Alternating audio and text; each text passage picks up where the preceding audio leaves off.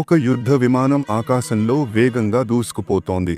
శత్రువుల గురిపెట్టి ఉంది, కానీ లోపల పైలట్ లేడు. ఇది శాస్త్ర సాంకల్పికం అనుకుంటున్నారా? కాదు, ఇది భవిష్యత్తులో నిజం కాబోతోంది.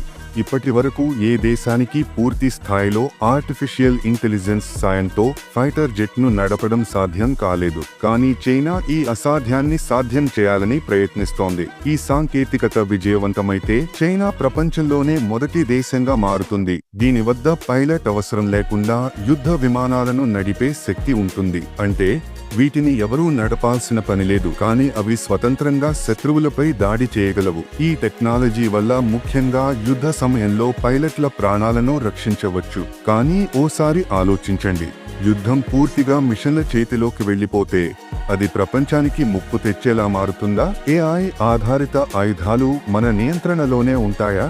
భద్రత పెరుగుతుందా లేక మరింత విధ్వంసం సంభవిస్తుందా? మీ అభిప్రాయాన్ని కామెంట్లో తెలియజేయండి.